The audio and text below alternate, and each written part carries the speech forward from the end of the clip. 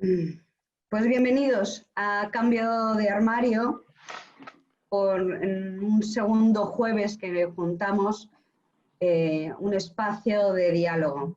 Llevábamos un mes y medio de confinamiento, viviendo una situación que a todos nos está produciendo miedos, ansiedades, inestabilidades, incertidumbres. Estamos viviendo un drama de enfermos, de familias perdiendo sus seres queridos, de situaciones familiares en casas, familias que deben de estarlo pasando unas situaciones que es que a veces ni quiero ni pensarla, como en pequeñas casas pueden estar 4 o 6 personas viviendo, sin una ventana, en fin. No quería quería empezar de esta forma porque creo que todos somos conscientes de esta gravísima y dramática situación que afecta a todos los segmentos de la sociedad y que por responsabilidad creo que la inmensísima mayoría estamos en nuestras casas siendo totalmente precavidos. Ya no sé, esto... Alguien tiene el micro. Alguien tiene el micro.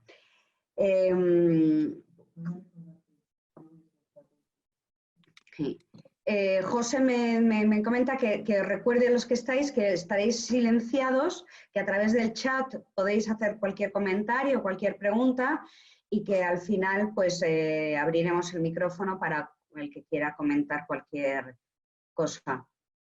Decía y quería enmarcar este comienzo de cambio de armario siendo conscientes del marco en el que nos encontramos, en medio de una crudísima realidad, pero en esta realidad tan compleja, desde la Sala Guirigay sí queríamos abrir un espacio en el hablar del futuro, porque debemos hacer el esfuerzo de pensar en positivo, siendo realistas, pero intentando buscar herramientas para el futuro y para una situación que se oye ahora la nueva frase esta de los nuevos tiempos.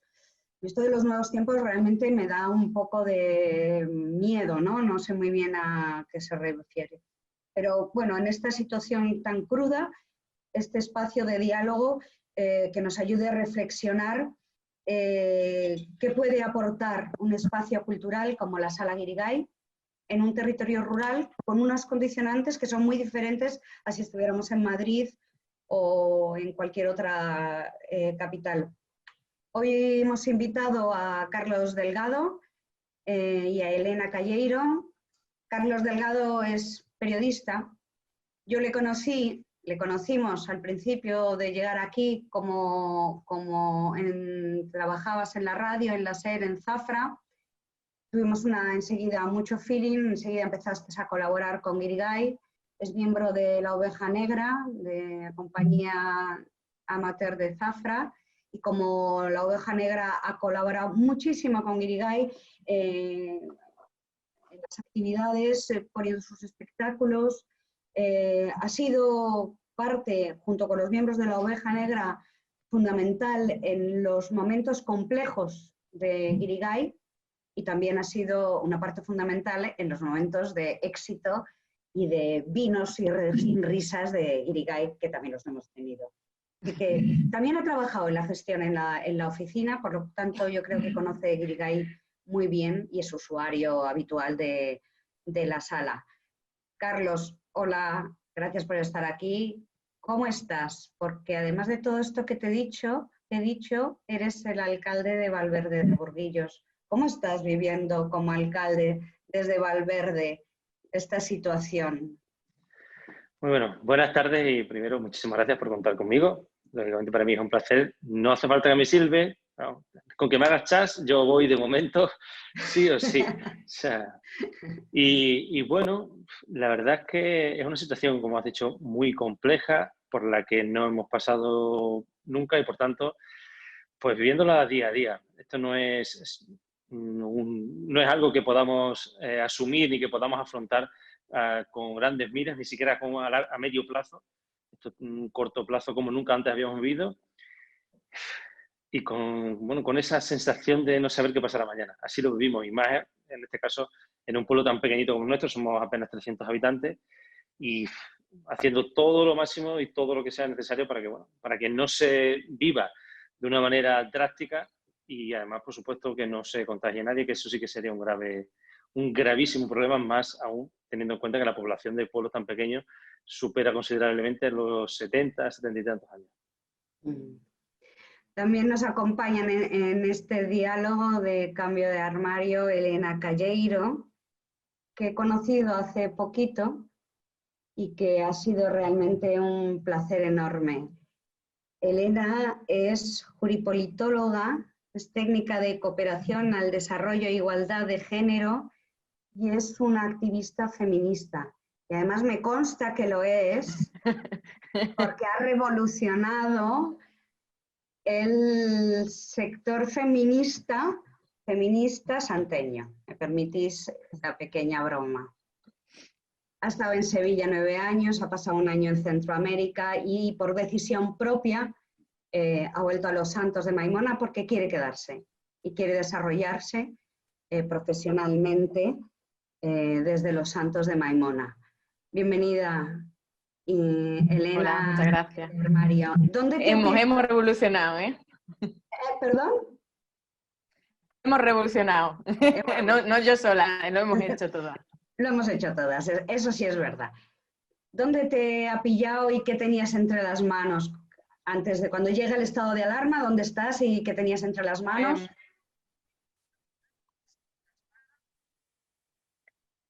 Se me corta un poquillo. No sé si a mí me estáis escuchando bien.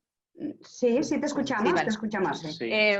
Vale, pues a mí me ha pillado justo en el pueblo. La verdad que en el momento en el que empezó el estado de alarma estaba en paro y ahora no. O sea, he encontrado trabajo en medio del paro y de la cuarentena, las cosas que pasan. Y bueno, en casa me encontraba ahora mismo y me encuentro viviendo en casa de mis padres, con lo que es ese retorno al pueblo del que tantas veces hemos hablado y que es una de las cosas interesantes que estamos conversando últimamente. Y bueno, ahora mismo eso, en un proyecto de mapeo para feministas cooperando.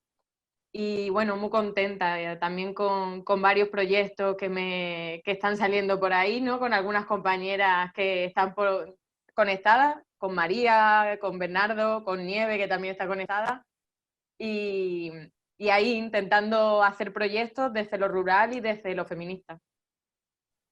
Los dos estabais en la programación de la Sala Guirigay.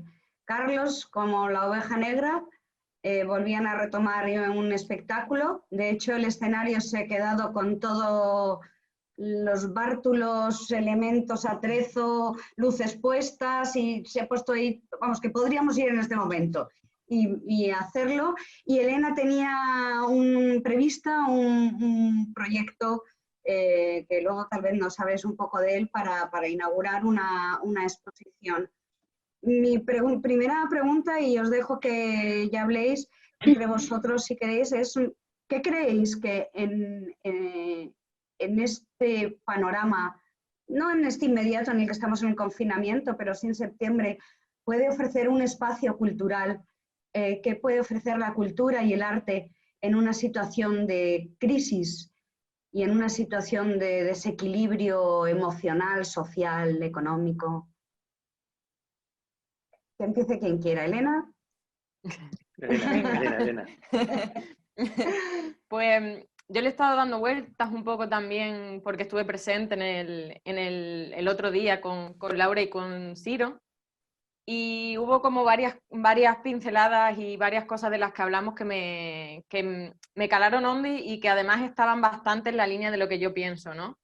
Creo que yo, en cuanto a la situación, lo que se nos viene en general a nivel macro, soy bastante pesimista, pero en lo micro soy muy optimista, porque creo que aunque lo que se nos venga a nivel global o a nivel nacional no es bueno, creo que en ese momento es cuando las resistencias y las luchas en lo micro son más potentes todavía, ¿no?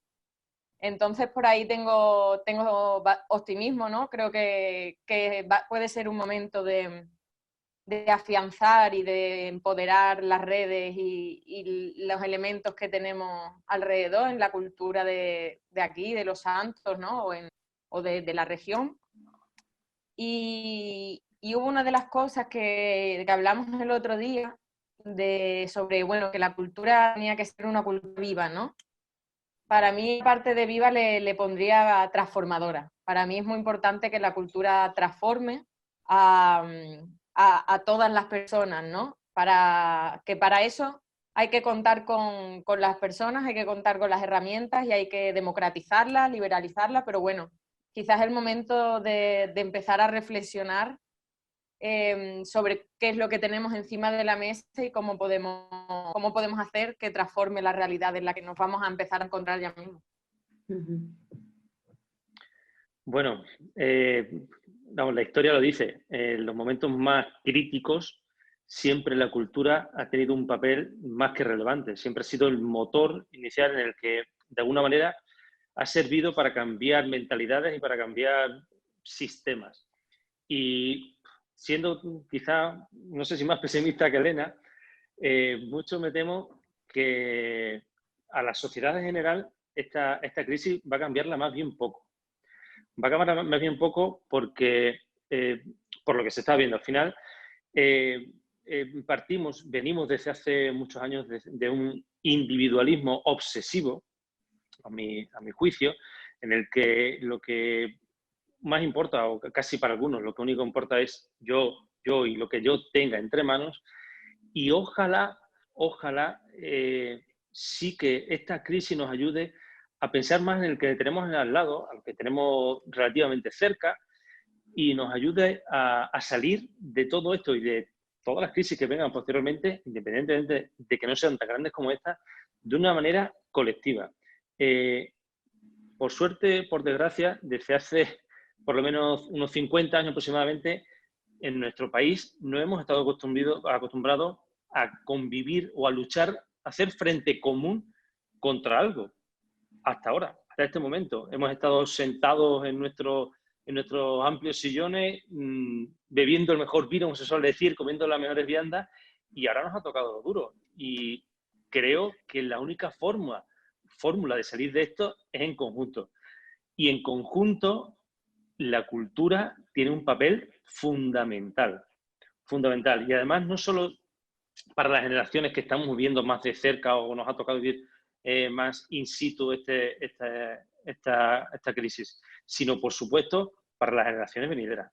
Yo creo que niños y adolescentes deben de acercarse mucho más a la cultura y nosotros tenemos que hacer todo lo posible para que la cultura llegue a estos jóvenes y estos niños.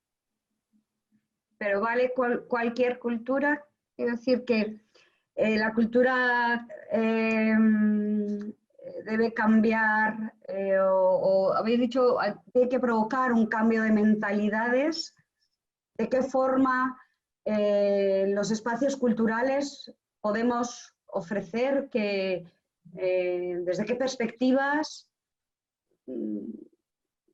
Vamos a intentar, Elena, concretar desde qué perspectivas te parece a ti que... Claro, a mí me sale feminista del tirón, ¿no? Y todas sabíamos que iba a ir por ahí. Pero claro, a mí, de hecho, tal y como lo estabas diciendo, me reía porque es que es lo que llevo pensando todo el tiempo, ¿no? Pero ¿qué cultura? ¿Pero cómo? ¿Cómo lo vamos a hacer? Porque ¿para qué lo vamos a hacer, no? Porque estábamos hablando el otro día y se habla mucho ahora, es que lo que nos está... Qué bien, ahora todas estamos conectadas a la cultura porque no dejamos de ver series, se abren a nivel online, pues teatro, música, estamos todas como súper conectadas con la cultura. Vale, pero ¿qué tipo de cultura? A mí una cultura mainstream, o una cultura que siga siendo machista, una cultura que siga siendo clasista, a mí eso no me dice nada. O sea, al revés, yo no quiero esa cultura. Me da igual que cómo esté democratizado, me da igual de a quién le llegue, la verdad. De hecho, me da mucho más miedo. Y entonces yo creo que la situación en la que estamos ahora, una de las cosas que por lo menos ha dejado vislumbrar, aunque no, evidentemente no se ha visto del todo porque el sistema no va a facilitar los mecanismos, pero por ejemplo, ¿no? El hecho de que al principio de la pandemia, me acuerdo que una de las cosas que primero se tuvo en cuenta, o sea, yo creo que salió como a los 3 días, ¿no? El tema de las mujeres que están siendo víctimas de violencia en sus casas, ¿qué pasa con ellas? ¿Qué mecanismos les podemos ofrecer ahora que tienen la violencia encerradas en casa? Se están llevando a cabo también algunos debates de clase. O sea, evidentemente ahora mismo nos ha cogido esta pandemia porque nos coge a todos y esa es la clave también. Es que esta pandemia o esta situación no entiende de clase, ni de raza, ni de nada, ya no entiende de privilegio, que evidentemente hay que tener los privilegios en cuenta, porque no es lo mismo mi situación como mujer blanca con trabajo, cis, etc., que una persona migrada, sin papeles, trabajadora sexual, mujer precaria con 3 niños en una casa de una habitación. Evidentemente hay unos privilegios que están ahí, pero esto es lo que está dando miedo, que esta situación de crisis por primera vez no ha sido económica desde el principio y ha ido escalando a todo el mundo. Entonces yo creo que hay que canalizar eso, hay que ver cómo canalizamos eso desde la cultura para traer esos debates que se han esbozado a los sitios que nos interesan que se den esos debates. Sí, bueno, por proponer, sé que al final muchas cosas no hay que inventarlas, no hay que inventarlas porque la sala ya lo ha hecho con maravilla y lo ha hecho con Acción Jóvenes al Teatro, con muchísimas otras iniciativas que han llevado en la cultura a los jóvenes de institutos, de centros educativos, y eso se abandonó. Se abandonó precisamente porque llegó la idea de la otra cultura, de que era más interesante llevar a los niños a que conozcan un poquito de Badajoz y después ir al Faro o ir a Isla Mágica, que ir a un centro de arte como puede ser un museo, como puede ser un teatro. Entonces yo creo que ahí sí que la sociedad sí que nos lo tenemos que hacer ver, de ver, o sea, priorizar de alguna manera. No se trata de decir esto no, esto tampoco, esto. Y los padres y las madres también deberían de formar parte de esta cultura, o sea, de este acercamiento cultural de jóvenes, niños y de todo el mundo, incluso de ellos mismos en general, y llevar los niños al teatro. Si es que yo creo que inventar, bueno, habrá que modificar muchas cosas, eso por supuesto, y los discursos, estoy con Elena totalmente de acuerdo, los discursos, no todo vale, no todo es arte, no es... Los Álvarez Quintero son los Álvarez Quintero y está muy bien para que un grupo de amigos y demás lo hagan en su casita o lo hagan y se junten y bueno, y disfruten de una manera amateur de hacer teatro. Pero hay que ofrecer discursos también, o sea, una cultura vacía, un teatro vacío, literatura vacía, bueno, pues yo creo que eso tiene poca cabida en la situación que nos va a venir, precisamente porque estamos tratando de preparar, por decirlo de una manera, a los que serán los que tendrán que pasar pandemias que no sean por el coronavirus, pero serán de otro tipo.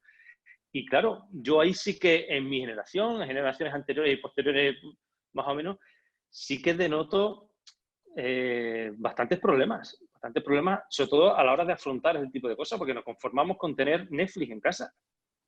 Ya está, yo tengo Netflix y de vez en cuando voy a por cervecita y panchito y ya con eso ya estoy satisfecho. Bueno, esto es lo que estamos haciendo ahora, ¿no? Netflix, en este confinamiento hacemos Netflix y las cervezas y los panchitos, ¿no?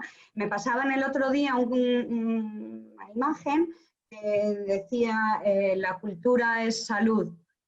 Entendiendo la salud emocional, salud mental, salud que te permite abrir ventanas y airearte y pensar. La dificultad que yo veo, por supuesto dejando la parte económica que no quiero ni pensar en ella ni tocarla, es, claro, las padres y las madres, hay que llevar a los niños, pero en estamos en un territorio rural donde tampoco hay grandes hábitos culturales. ¿Cómo trasladas ese mensaje de es necesario?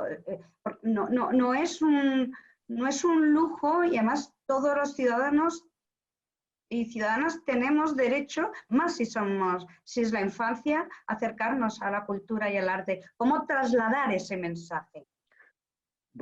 Te adelanto, porque es que lo he apuntado y me parece fundamental. Y decías que no querías hablar de economía, pero al final sí que, en cierto modo, hay que hablar de economía.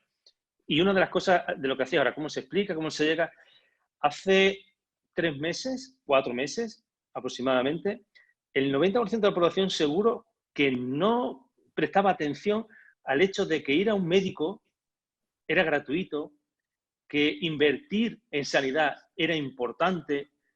Sin embargo, ahora estamos viendo cómo la privatización sanitaria está provocando unos problemas horribles. La cultura tiene que volver a ser pública y tiene que formar parte de lo público. O sea, hay que tomar las medidas que sean necesarias para que la cultura sea no tan necesaria, quizás como la sanidad, porque al final nos jugamos sí que es verdad nuestro pellejo, como suele decir, pero la cultura tiene que ocupar un espacio público muy interesante y económicamente, claro que tiene que tener su pellizquito y es fundamental que vuelvan a hacerse inversiones públicas, pero cultural, pero de las de verdad. Además, yo intento extrapolarlo todo al tema de género, creo que al final lo cultural es también una forma de cuidarnos, ¿no? Estamos viviendo esta crisis de los cuidados en lo sanitario, dándonos cuenta también en lo que se viene encima para el sector cultural, ¿no? O sea, para compañeros y compañeras que viven del teatro, que son actores y actrices, que son productoras. Sabemos lo que se les viene encima y también hay que cuidar esa parte, ¿no? Pero, oh, madre mía, y lo bien que o sea, gracias a que existen todas esas cosas, yo no me voy a meter si nos metemos en Netflix, no nos metemos en Netflix, porque yo no tengo Netflix, pero claro, yo tiro de ahí, hay cosas súper interesantes también en estas grandes plataformas, pero hay que también buscar las otras. Y creo que dentro de esta crisis de cuidados, ¿no? Y que además siempre hablamos de accesibilidad, ¿no? De que la gente no viene o no acude a los sitios. Yo creo que hay que hacer también mucho más accesible, o sea, para cuidar, no solo para que cuiden la cultura, creo que la cultura también tiene que cuidar mucho a la gente y para eso se tiene que hacer mucho más accesible. Y no me refiero a nivel económico, o sea, me refiero a nivel discursivo, a nivel de lenguaje, a nivel de clase. Por desgracia, muchas veces se ha tenido esa imagen de que la cultura era porque era así antiguamente, ¿no? Para la élite. Al final se fue creando esa academia, ese elitismo, esa imagen de lo cultureta y bueno, y por desgracia mucha gente realmente piensa que hay una diferencia entre yo que consumo teatro y el otro que no consume teatro y que es mucho peor que yo. A ver, hay que tener cuidado, porque hay gente creo que hay que mirar muchas cosas, ¿no?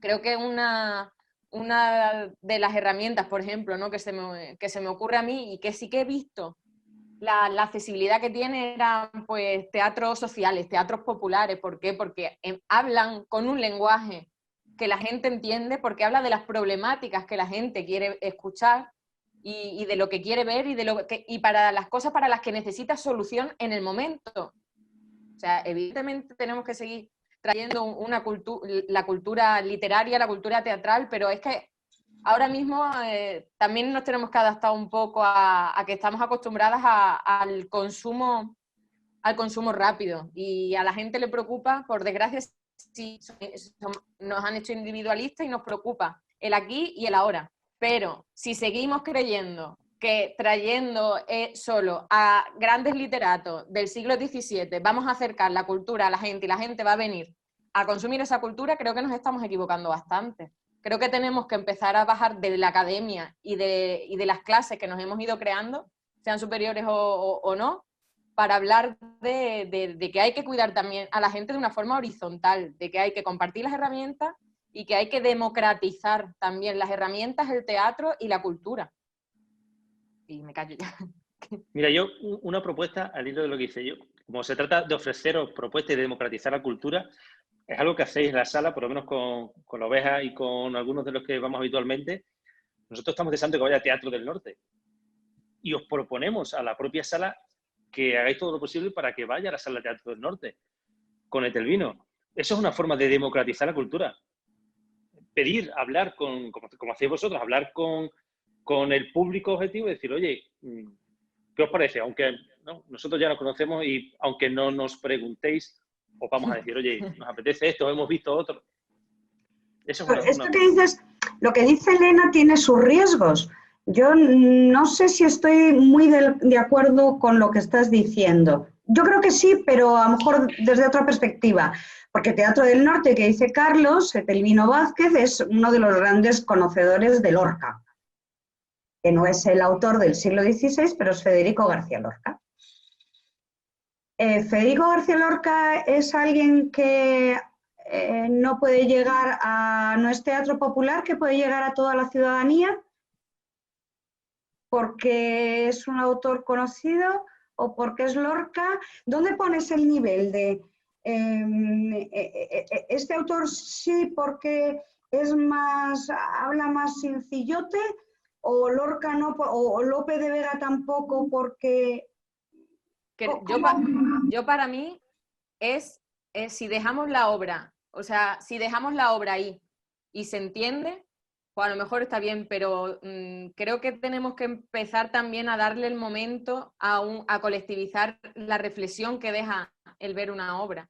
Creo que hay que empezar a hacer, o sea, porque creo que todo es compatible. Yo no he dicho que haya que dejar de hacer un tipo de obra, o sea, no estoy censurando ni nada, pero si hay obras que tenemos que poner, también tenemos que cuestionarnos cómo están hechas y en qué contexto están hechas las obras. Si muchas veces, o sea, porque a mí me pasa, ¿no? Veo una película, por ejemplo, o una obra de hace 7 años, que vi hace 7 años, la vuelvo a ver y yo no tengo las mismas concepciones porque yo ahora mismo tengo unos conceptos feministas que no me hacen verla igual. Si yo la dejo, o sea, a mí si yo dejo ahí una obra y punto, ¿está transformando, está creando impacto o necesita algunas obras de que hagamos ciertos debates, de que hagamos reflexiones, de que hagamos críticas, de que contextualicemos o simplemente eso de que debatamos? ¿Esta obra está contextualizada? ¿Qué nos quiere estar diciendo? Porque, o sea, y yo lo veo desde un punto de vista feminista porque se ha hecho mucho daño con el teatro popular, ¿eh? O sea, yo no estoy diciendo que el teatro popular sea la fórmula porque hay teatro popular muy machista, en el que, por ejemplo, la construcción de los personajes al final se ha acabado simpatizando más con el victimario que con la víctima. Eso ya, si se sigue haciendo, luego tenemos que plantearlo. No se puede dejar ahí y pensar que todo el mundo ya se va a hacer su idea y van a ser súper críticas y ya está. Claro. Entonces Elena, hay que ponerle un enfoque feminista a todo, o sea, hay que intentar ver cómo darle el enfoque feminista también a lo que estamos viendo, sea del pasado, sea de la actualidad o sea lo futuro que nos venga. Claro, nosotros habitualmente después de los espectáculos hacemos un encuentro entre el público y el elenco artístico para compartir las impresiones y para que las actrices, los actores, el director, si está la dramaturga, quien esté, puedan hablar con los actores. De lo que estás hablando, todos estamos de acuerdo. El texto realmente da igual cuando se escribió. El tema es el punto de vista con el que se presenta, porque y hay que presentarlo desde un punto de vista contemporáneo. Una pregunta os hago, saltando sobre esto porque de lo que habla Elena, de lo que habláis es teatro contemporáneo inmediato, que dé respuestas. Ha dicho Elena, estamos acostumbrándonos a un aquí y ahora, pum, rápido, enseguida, ¿no? El teatro, si es algo, es inmediato. Ocurre en ese momento, ¿no? Y es como lo más inmediato que puede haber y estoy de acuerdo. Hay que intentar mostrar los textos desde un punto de vista, desde un punto de vista muy determinado y defendiendo, pues, no sé si es feminismo o defendiendo determinados conceptos. Pero aparte del teatro, la sala hace otras cosas, ¿no? ¿Qué relación creéis que puede tener con la sociedad que le rodea? ¿Cómo podemos, ya no abrirnos a ella, sino percibir o que nos perciban no como esa cosa de, oh, el teatro es lo de la cultura, una cosa importante, sino cómo que creéis qué tipo de actividades se pueden hacer o cómo podemos canalizar para que llegue más allá? Pues, a ver, yo es algo que tengo dicho desde muchas veces, vivís en Los Santos, ¿vale? Los Santos es casi que un zafra, nos pasa en los pueblos pequeños, nos pasa como un zafra. En los pueblos pequeños tenemos serios problemas porque parece que todo se hace en los centros comarcales para los centros comarcales. Y yo creo que las salas como la vuestra o profesionales como vosotros, debe de salir al entorno rural, a los pueblos de 300 habitantes, a los pueblos de 500, de 600, 700, de 1000 habitantes. Dejarnos de lo cómodo que puede parecer, o sea, al final, no, pero pasa en la sociedad en todos lados. Los grandes estrenos, ¿dónde van? A Madrid.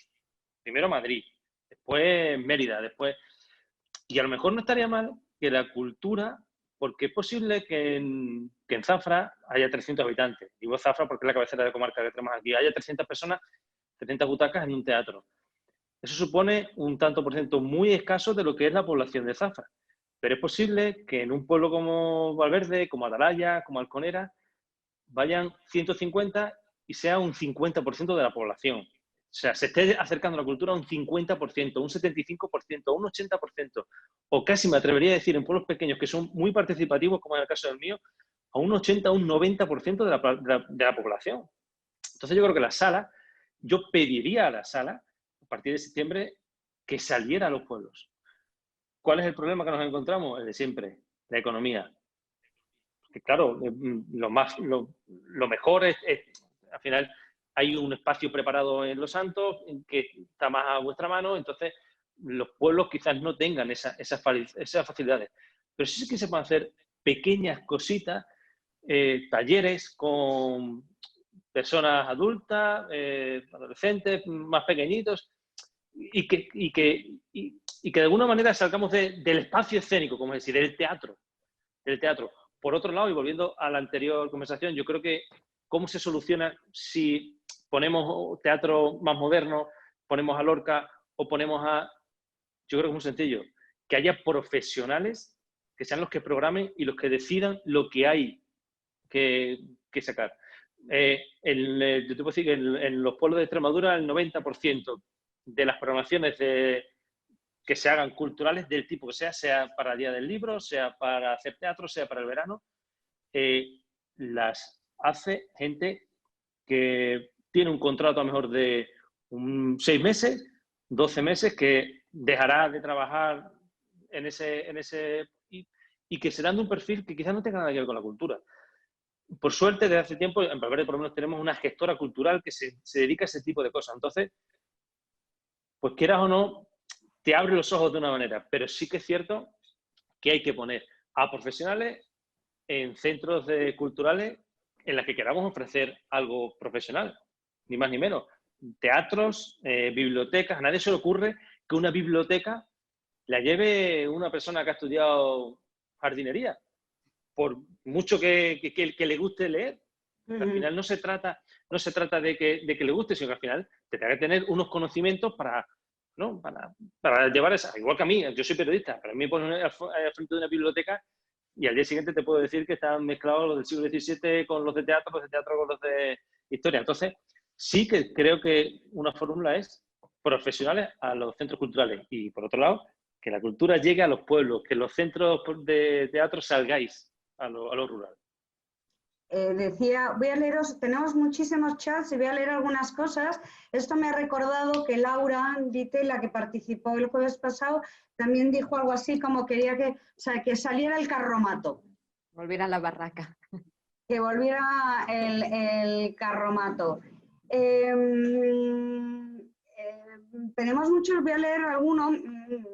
Miguelito, no sé quién es, Ah, Es Carmele, es Carmele. Carmele. No, en mi Carmele, es Carmele. Carmele, perdón, Carmele dice, creo que es importante un cambio de paradigma, ofrecer una cultura basada en la escucha, evitar discursos que ofrecen pensamiento creado sin dar lugar a la reflexión personal. Leo todos y luego comentáis si queréis. Chus dice, Chus García, siempre he dicho a mis 3 mozos, no es que lo hacéis, no es que lo que hacéis estéis, no es que lo que hacéis estéis mal, esté mal, es lo que dejáis o hacer.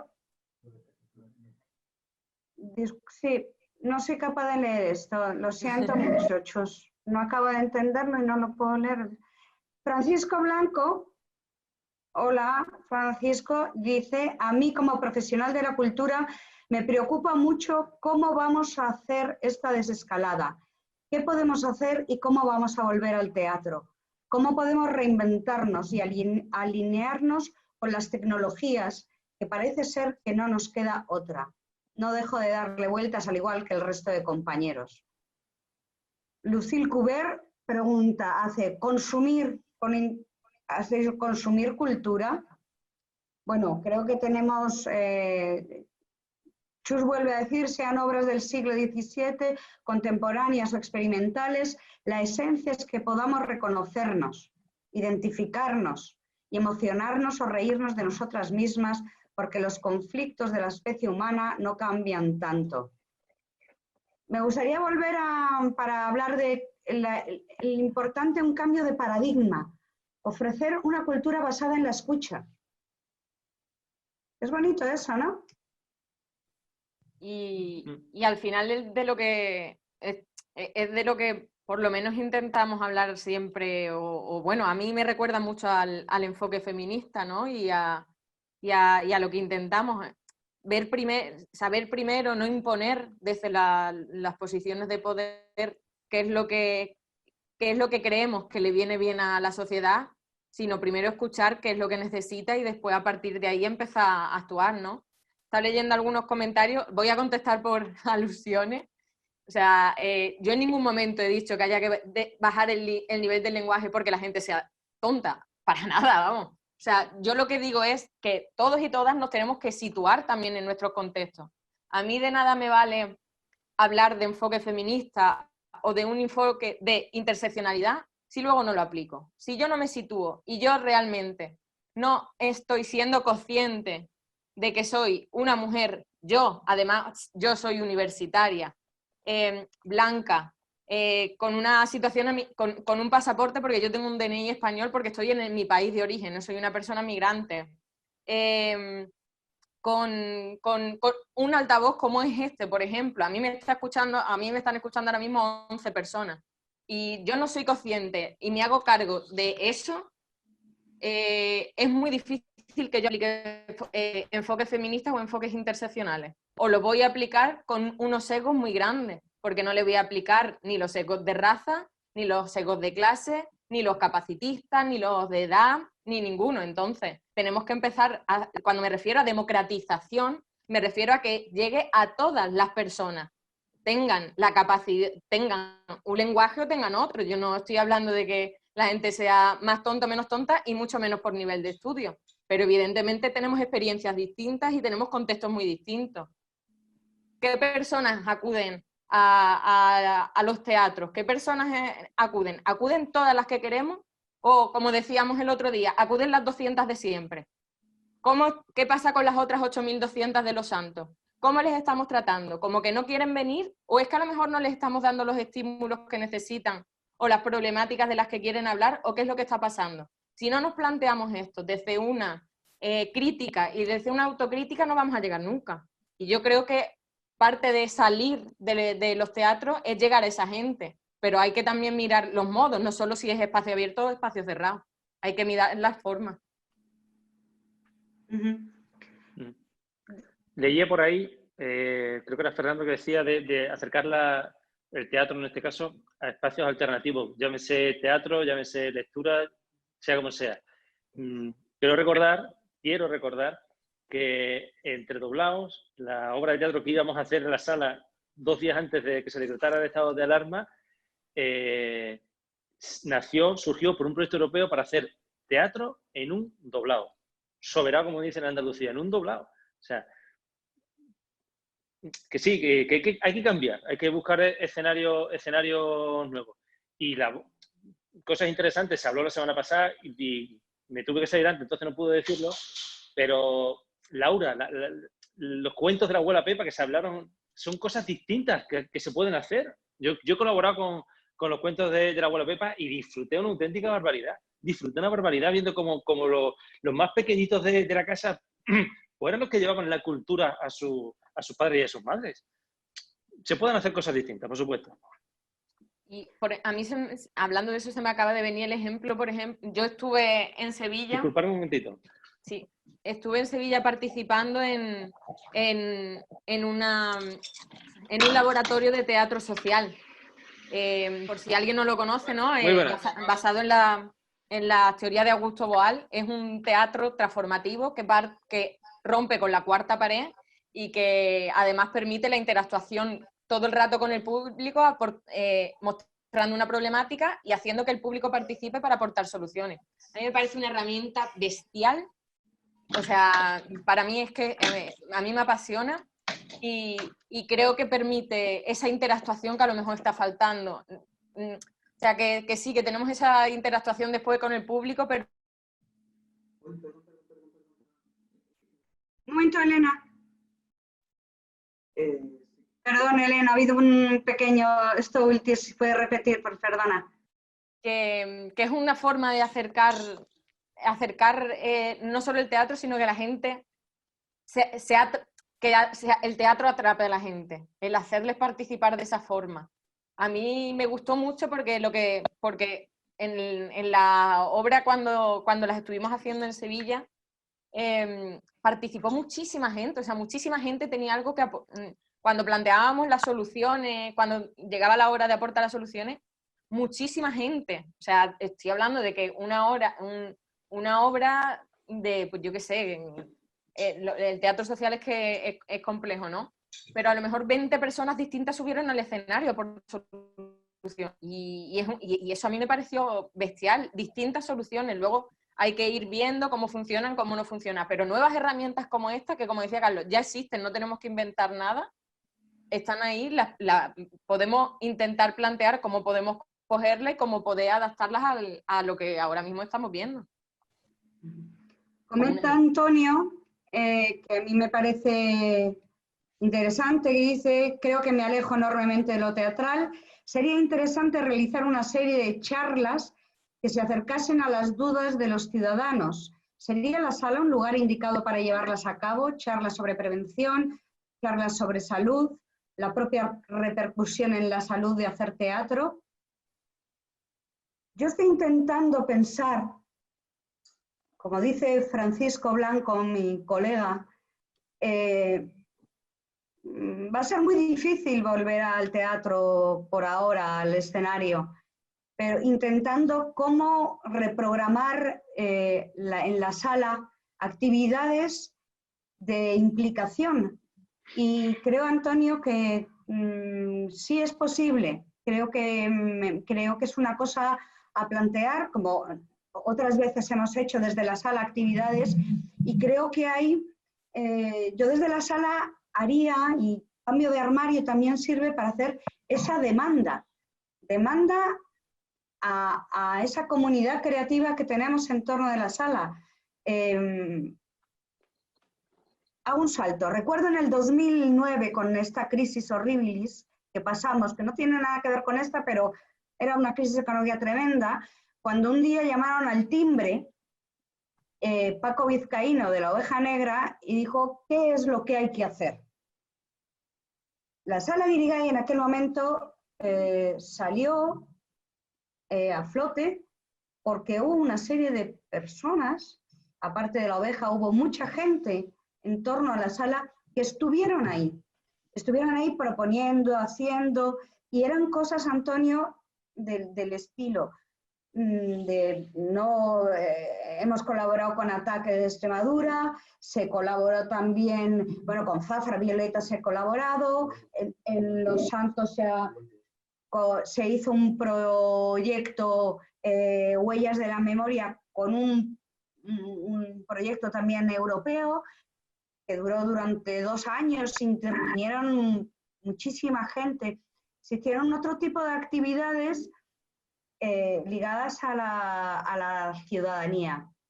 Y es ahí realmente donde surge esa inquietud de que y antes, Francisco, estamos ahora todo el rato con el online y lo digital. ¿Será capaz el público o seremos capaces de salir de casa y ir a un espacio cultural? ¿Qué creéis? ¿O tendremos miedo de salir y no ir? ¿O cómo será nuestro comportamiento? Yo creo que va a costar un poco, o sea, pero va a costar como en todo, porque bueno, al final también lo que han implementado es la cultura del miedo, ¿no? Y del ser policías de balcón. Hemos pasado del estado de alarma al estado del miedo continuo. Entonces, sí, yo creo que va a ser difícil. Y bueno, intentando pensar bueno, y qué hacemos mientras la gente vuelve a aclimatarse, pues a lo mejor esos momentos de reflexión, de acercarse a los colectivos, ¿no? Y preguntarles qué es lo que necesitan directamente o temáticas estáis viendo ahora mismo complicadas y tejer pues esa red de las que hablábamos, por ejemplo, el otro día, ¿no? En la que hablábamos bueno, cuando estuvimos hablando a nivel de financiación de proyectos, ¿no? Creo que también hay que democratizar las herramientas esas de las que hablábamos el otro día cuando pedimos subvenciones. Creo que tenemos que empezar a enseñarle a todo el mundo cuáles son las herramientas y con qué subvenciones podemos llegar a contar, ¿no? Y empezar a juntarnos sin la competencia de, oye, yo estoy optando a una subvención, tú también entramos en competencia. Bueno, entonces a lo mejor es el momento de acercarnos y ver qué necesidades tenemos entre todas y aprovechar este tiempo para eso, para acercarnos un poco más a la población, para ver qué es lo que necesita, pero estoy hablando de lo cultural y estoy hablando de cualquier cosa. Y a partir de ahí, tomarnos ese tiempo como, bueno, vamos a intentar entender. Evidentemente yo sé que la gente también tiene que comer, ¿eh? y que es muy necesario. No soy tan utópica de pensar que el mundo se para mientras reflexionamos. Pero a lo mejor es una forma de también dar a conocer, o sea, si nos acercamos primero y preguntamos qué necesitan, a lo mejor también se rompe esa pareja ahí entre la gente, empezamos a vernos más cercanas, empezamos a escuchar, empezamos a cuidar, empezamos a aplicar un enfoque feminista y un enfoque rural, respetando los tiempos también de la gente, porque va a ser complicado, pero hay que respetar los tiempos de la ciudadanía, los tiempos del sistema reproductivo de cuidados y dentro del que habla la economía feminista y poner en valor esos aportes que nos pueden hacer. Bueno, yo con el miedo, un segundito, yo con el miedo acabo rápido, soy muy escéptico. ¿De verdad creéis que la gente va a tener miedo? Lo vimos el domingo pasado, se dejó salir a niños y los parques parecían... O sea, lo del miedo nos durará 15, 20 días, pero una vez que se acabe el estado de alarma y nos permitan hacer vida normal, no sé. Creo que la sociedad va a salir en desbandada a hacer absolutamente lo mismo que hacía antes. A mí me da miedo el rebrote, los rebrotes que puedan haber. En plan, ahora sí, estamos todas deseosas, como venga otro rebrote, ahí la gente va a decir, ostras, que lo que hemos hecho mal sí que ha tenido consecuencias. Vuelta otra vez, esa vuelta va a ser muchísimo peor, porque además va a llevar, no sé si llevará sentimiento de culpa, porque es que la gente también, es que no se entera tampoco de que tiene responsabilidad propia en sus acciones. Pero no sé, a mí me da miedo eso, que la gente salga ahora, que activemos redes, que volvamos otra vez a tener que estar en casa, que mucho trabajo, no sé, a mí tengo ahí como partes en los que sí, no pasa nada, la gente mira cómo es, y la gente es idiota, y la gente es responsable. Y como que se me junta todo y digo, bueno, mira, vamos a ir trabajando mientras, por lo menos. A mí me gustaría, estamos llegando ya al final, he empezado diciendo que uno de los proyectos de la exposición que era de Elena, a mí me parece que me gustaría que contaras un poco este proyecto que iba a exponerse en la sala. Emplazo a que se inaugure para el comienzo de temporada, ya que no ha podido ser ahora, pues septiembre, octubre, pues por ahí lo dejo, creo, no lo sé, cuando pueda ser. Que cuentes un poco brevemente, porque creo que puede tener cosas que pueden ser buenas de todo lo que hemos estado hablando. Elena, si nos cuentas. Pues bueno, la exposición, o sea, no es una exposición en sí, sino que es parte de un proyecto que empezó en Mérida con un compañero y bueno, lo que estábamos haciendo, estuvimos paseando primero por Mérida para conocer, bueno, al final, cómo se utilizan los espacios públicos, que de hecho ahora mismo enlazando todo con lo que estamos hablando, ¿no? Cómo se utilizan los espacios públicos, cuáles están más deteriorados, por qué están deteriorados, si son los que interesan al poder, si no son los que interesan, si son espacios de consumo y por eso están tan dejados, ¿no? Y intentar hacer parte de la ciudadanía de la rehabilitación de esos espacios, primero mostrar por qué están en la situación en la que están, ¿no? O sea, paredes, bajos de puentes, en Mérida, ¿no? Por ejemplo, se me ocurrían eso, todas las pintadas que hay, además con todos los insultos, con todas las burradas que se ponen. No voy a meterme en el tema de quién hace pintadas y quién no, pero bueno, deterioran muchísimo, contaminan visualmente y eso nos provoca también unas reacciones que no sabemos entender que nos las están provocando, ¿no? Porque tampoco estamos acostumbrados a escuchar nuestros propios cuerpos y esa contaminación visual, que es los efectos que tienen. Entonces proponíamos un proyecto en el que primero mostráramos en forma de denuncia cómo estaban de abandonados algunos sitios, para luego pasar a la segunda parte, ¿no? A qué es lo que podemos hacer para rehabilitar. Pues esto está hecho a través de una asociación que se llama Arte Tú, con muchos chavales y bueno, a ver si pronto más chavalas que son artistas del graffiti, artistas murales, y primero porque son artistas de aquí, ¿no? Estábamos contando con gente de Mérida, ahora queremos trasladar los Azafra y los Santos, contando con gente de aquí, que no hay que traer a nadie de Madrid para que nos pinte un muro, porque hay muchísimos artistas aquí, hay que poner en valor tanto su presencia como las agencias y los proyectos que tienen, y empezar a rehabilitarlo, pero con la participación de la comunidad. O sea, nos parecía muy importante que sea la comunidad donde se ubica ese espacio la que decida qué es, en base pues de sostenibilidad, de feminista, en base a unos valores, por ejemplo, ¿no? Como temáticas podrían ser, qué es lo que quieren ver, qué es lo que les apetece, para qué utilizan el espacio, qué es lo que quieren. Y que el trabajo no solo sea yo llego y pinto, sino yo llego, hago un diagnóstico de cómo están las cosas, hago que la comunidad participe y consigo además con la intervención de esos, teniendo en cuenta la decisión de las comunidades, que las comunidades se empoderen y empiecen a pedir realmente lo que necesitan. Esto es un poco eso en global y pues lo empezamos reflejando en esta exposición. Bueno, pues ojalá en septiembre podamos inaugurar la exposición. Le he pedido a José que abra micrófonos, estamos terminando. Francisco, te cojo la palabra, lo que has escrito. Pasar a la acción. Pues sí, seguramente tendremos que pasar a la acción y hacer esos pequeños encuentros.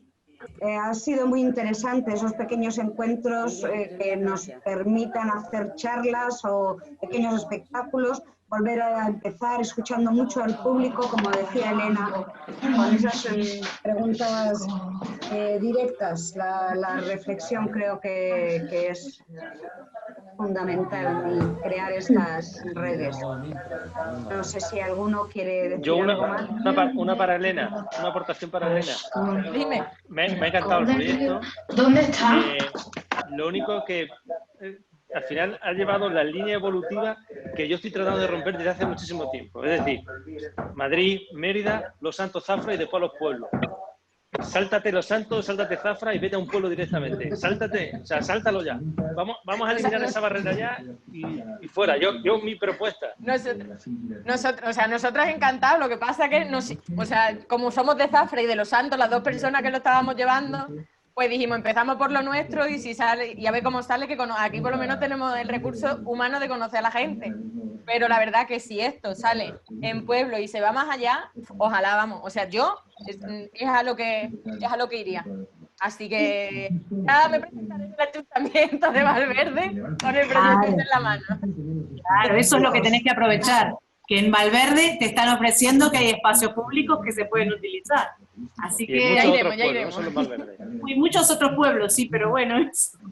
De aquí surge algo que me parece que es importante, que yo vuelvo a la sala, porque estamos en cambio de armario y vuelvo a la sala.